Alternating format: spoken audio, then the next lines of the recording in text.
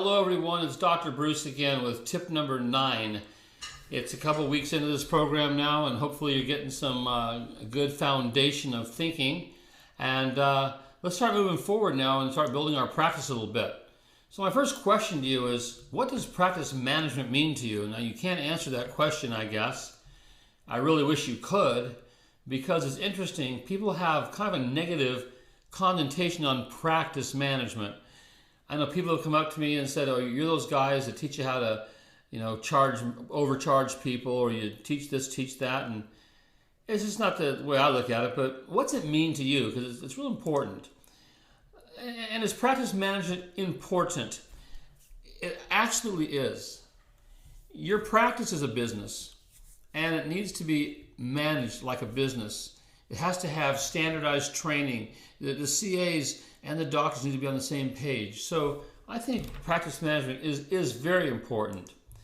And of course, does the future of chiropractic depend on it? Big question, eh? Well, I can say this.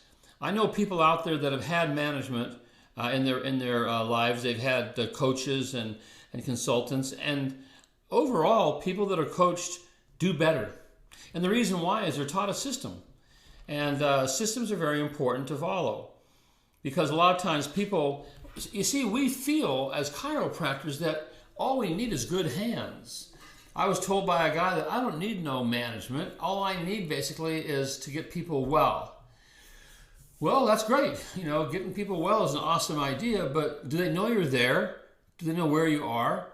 In fact, I've kind of looked at it, and when it looks at all the jobs and things we do in our practice on a daily basis, I kind of look at the adjustment is the reward. Like 95% of the work is getting them to the adjusting room. Adjusting them is easy. That's the fun part. That's where we get to have our express, our art. But quite honestly, with the lack of understanding of chiropractic, some doctors think that all you need to do is lots of marketing for new patients. Well, the reason why people need a lot of new patients is because they can't maintain the ones they have. If I've been under chiropractic care since I was consistently since I was 19 years old, and so the reason why I've been under care consistently since 19 years old is because I learned something that was very important to me, and I chose chiropractic as my health assurance, not insurance, health assurance program. I was first adjusted at 13, and didn't really have any information or follow up. And was reintroduced at 19. The story's in my book. I think you should read it because it's very, very important what happened. So I really do think that the future of chiropractic depends on it, because it seems like most practitioners, as a knee-jerk reaction, are just trying to survive. They're trying to get patients so they can, keep their doors open, and they'll do anything. Example, in many states on the ballot is, should chiropractors use drugs? And the chiropractors are voting for it. And again, my question is, why would you do that if you understand chiropractic? So to have the life and practice you want, you have to know precisely what it looks like, and most importantly, why you want it. We've already discussed that, and now it comes to fruition. So for some, practice management means a 7-figure income. Some people think they have to make a lot of money, they have to have good management, which is true, but is that the goal, just a 7-figure income? 18-hour weeks, and that's a good one. We're going to work 3 days a week, 6 hours a day, and make $1 million a year. This is a crazy thing. When I ask people what they want, they usually tell me that. They want to work 3 days a week, and they also want $1 million practice. Where in this planet can someone work 18 hours a week and make $1 million? And I know people talk about it, but in the large scheme of things, even the ones that might appear to be working 18 hours a week are doing a lot of behind-the-scenes work. A lot of people want their CA to do all the work. They want to just come in, adjust, and leave, and they have everything on the CA. Well, how does that happen? How can the CA do everything, if they've never been trained, given a system to follow? You can have that happen, but certainly it's going to take a planned and strategized system to do it. And of course, writing no stinking reports. We don't want to do that. Why should we have to write a report? We just want to adjust. But these are things that people seem to want in life.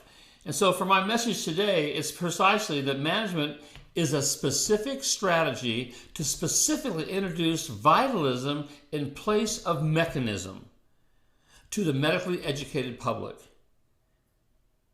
That's what's missing.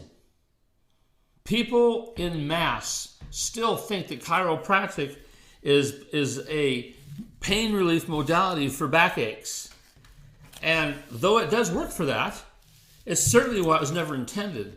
There's no history books, there's no Harvey Lillard, any of these people early on when chiropractic was being developed, people didn't go in for backaches. They went in for severe problems. Well, like Harvey Lillard, loss of hearing. Many incredible cases were talked about way back when chiropractic was first coming out. And if you do or do not know this, but the first chiropractic license was granted in Kansas after a doctor was in jail, and the doctor in jail was asked to plead guilty to practicing medicine without a license. And he would not do it.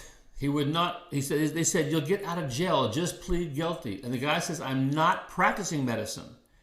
License or not, I'm not practicing anything like medicine. And he was able to testify as to the difference between vitalism in chiropractic and mechanism in medicine. And the judge agreed, this is not the practice of medicine. And he was set free. And as a result of that, a board was formed, and the first chiropractic license was granted in 1915. So we got it. That's a man standing for his truth, even staying in jail. So there's a well-educated chiropractic philosophy that impacts our practice, and the application of that philosophy is what we do in practice every day. So therefore, we must manage our business, our practice. We also must manage our patients, because our patients are the ones that when they understand it, they'll tell their friends and family, and they'll return and become your thriving practice. So, include procedures in your practice. Include the focus on having the people understand what chiropractic is and what it's not, and continue to thrive. I'll see you on the next issue.